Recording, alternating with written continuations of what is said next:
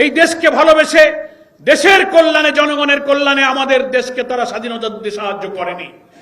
তারা সাহায্য করেছিল পাকিস্তানি সৈন্যের কাছে 1965 সালে তারা যে নির্মমভাবে পরাজয় বরণ করেছিল, তদানীন্তন পূর্ব পাকিস্তানি শাসকদের অত্যাচার, শোষণ, বঞ্চনার সুযোগে এই দেশে যে ক্ষোভ, যে আউটবাস্ট, যে গণবিস্ফোরণ তৈরি হয়েছিল, সেই সুযোগকে কাজে লাগিয়ে তদানীন্তন ভারতীয় বাহিনী 65 সালে পাকিস্তানের পরাজয়ের প্রতিশোধ নেওয়ার জন্য তারা এই স্বাধীনতার যুদ্ধে এগিয়ে এসেছিল।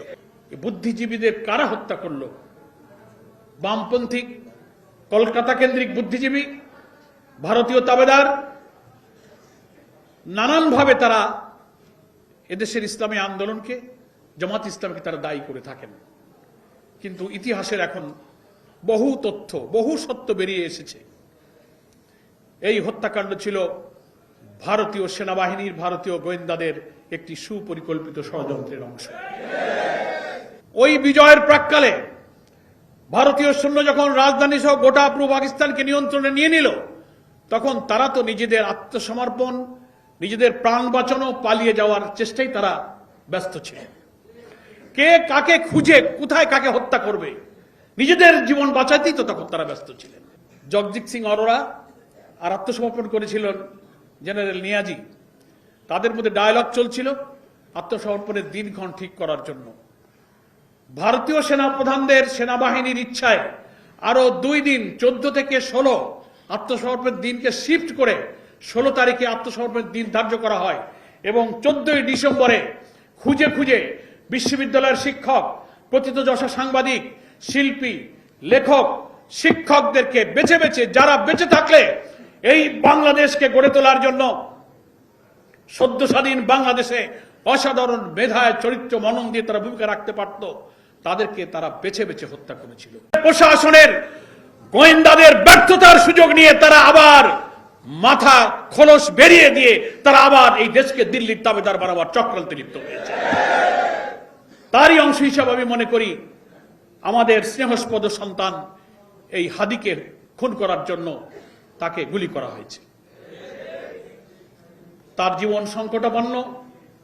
আমরা জানতে পেরেছি তাকে চিকিৎসার জন্য আজকেই হয়তো বাইরে পাঠাবার চেষ্টা করা হচ্ছে। সারা দেশ, সারা দুনিয়া এই জুলাই বিপ্লবের যারা অংশীদার, ফ্যাসিবাদ বিরোধী আন্দোলনে যারা অসাধারণ ভূমিকা রেখেছিলেন, তারা সকলেই প্রাণ খুলে হাদির সুস্থতার জন্য, আরোগ্যের জন্য মহান আল্লাহর কাছে তারা চোখের পানি ফেলছেন, দোয়া করছেন। আমরা আল্লাহর কাছে আজকের এই আলোচনা সভায় দোয়া করছি ভারতীয় আধিপত্যবাদ বিরোধী দেশপ্রেমিক, যে শুধু নিজের জন্য নয়, দেশের জন্য এবং প্রত্যেক ফ্যাসিবাদ বিরোধী রাজনৈতিক শক্তিকে এই ন্যারেটিভ দিয়ে একটি জুলাইয়ের চেতনায় ঐক্যবদ্ধ রাখার জন্য সে অকুতোভয় সংগ্রামী বার্তা ছড়িয়ে দিয়েছিলেন। সেই হচ্ছে শরীফ উসমান হাদি। আল্লাহ তাআলা তাকে আমাদের মাঝে ফিরিয়ে দিন। আমরা মনে করি এই দেশের স্বাধীনতা, আমাদের জাতিসত্তা, আমাদের অখণ্ডতাকে রক্ষার প্রয়োজনে হাদির মতো এই সংগ্রামী মৃত্যুঞ্জয়ী বীরের বেঁচে থাকা প্রয়োজন।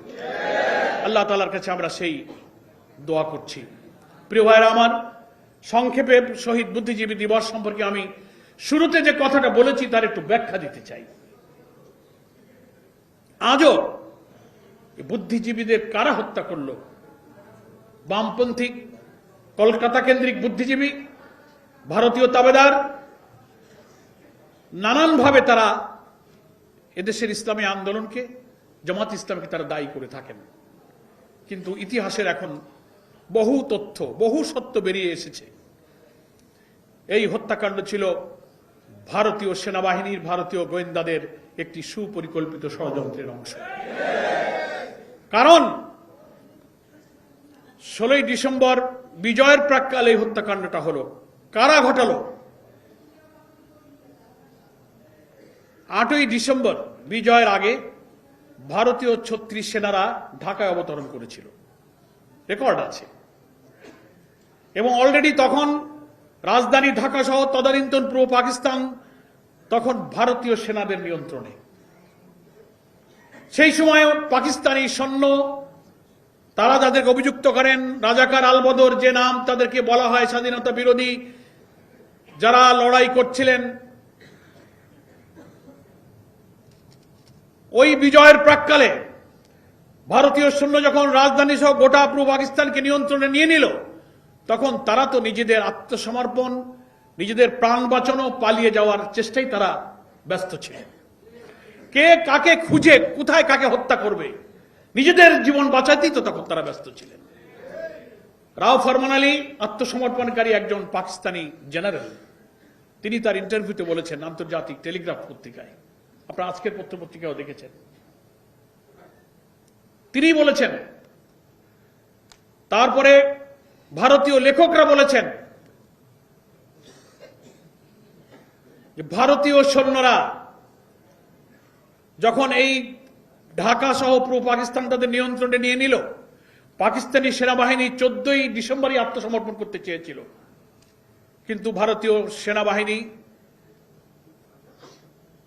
জগজিৎ সিং অরোরা আর আত্মসমর্পণ করেছিলেন জেনারেল নিয়াজি। তাদের মধ্যে ডায়ালগ চলছিল আত্মসমর্পণের দিনক্ষণ ঠিক করার জন্য।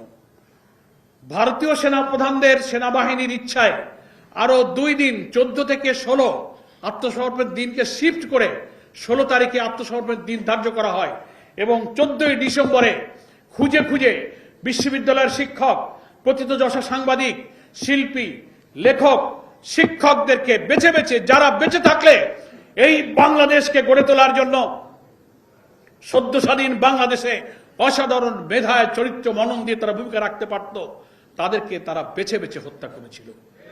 প্রশ্ন আসে, কেন তারা হত্যা করলো? একটি জাতির বিজয়ের পর ধ্বংসপ্রাপ্ত যুদ্ধোত্তর বাংলাদেশকে গড়ার জন্য যে মেধার প্রয়োজন, যে চিন্তার প্রয়োজন, যে ক্রিয়েটিভিটির প্রয়োজন, যে ইনোভেশনের প্রয়োজন, এই জাতির শ্রেষ্ঠ সন্তান বুদ্ধিজীবীদের কাছেই তা ছিল।